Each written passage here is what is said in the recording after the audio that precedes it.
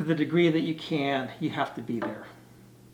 And when we've talked about, I don't know if you've done a lot of what we've done as far as with the court system and some of the stuff, legislation we've tried to get put forward and changing. The reason that we fight so hard and the reason that some of our legislators find us so repulsive in a sense or obnoxious or whatever is because of situations like yours. Our legislators have helped to create this situation. Absolutely. Our judges have inflicted this situation. Attorneys, family law attorneys have done this. And, we fight, a lot of us fight not for ourselves, but so that this is not here for our children and our grandchildren. Absolutely. And it's a goal that we have that we will take down this entire evil system. It is an evil system. There's no other way to look about it. It has created trauma. It has created suicide. You struggle with it right now. And again, none of that stuff ever needed to happen. And there's so many other things that take place here. So, the fact that you're able to, in a sense, talk in front of almost a stranger to you about these things and open up, and how many people don't talk at all. And I, several months ago, I notarized something for somebody and never gave it a thought. The person looked perfectly fine and stuff like that. I went down to, I had a trip in Florida and I came back, and when on the way back they said that she had committed suicide. And I thought, young, beautiful, attractive lady, mid to late 20s, Texas Tech graduate, no idea what she was struggling through. I kept on thinking, did I miss something? Did I miss? How would I have known? Because she just looked like she was holding it together. But so many people have traveled down these roads, and I think it's important that we do have the community there. And like you said, or like we were talking about, your friend, Jennifer, call her. Just make sure that you're there.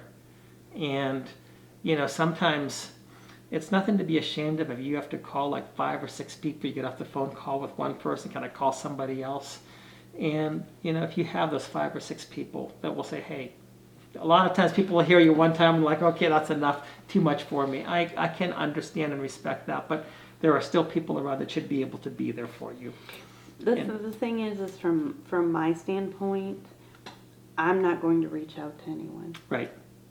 I'm not going to reach out to anyone. Right. That is, yeah. People say, if you feel like you're committing suicide, just call me or, reach out or whatever.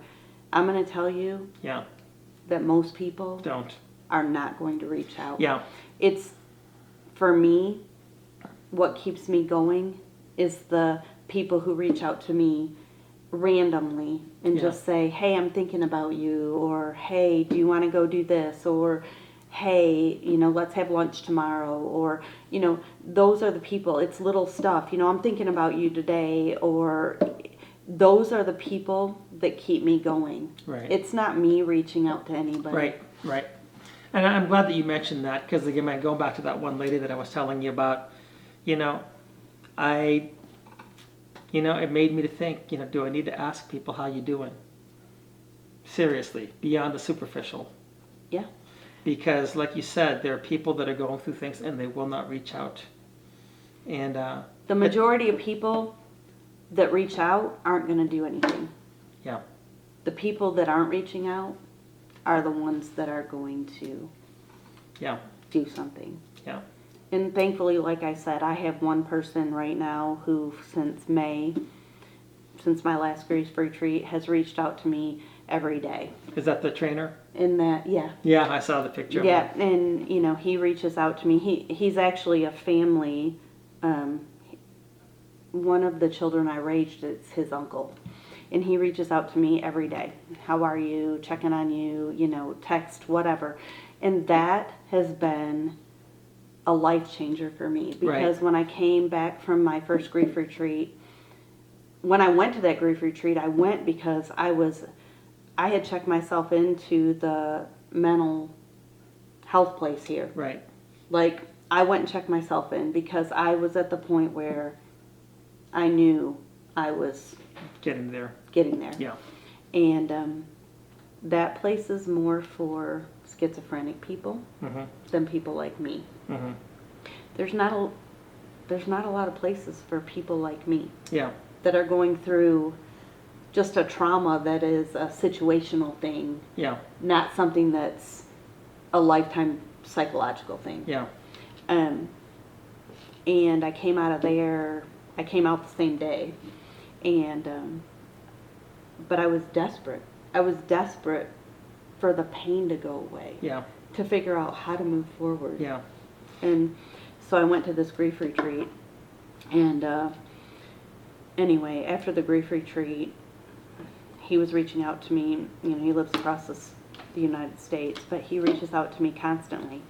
And he's the one that encouraged me to quit my drinking and get back into the gym and, you know, try to do something more positive. And having somebody that reaches out to you and Yeah. shows they care, Yeah.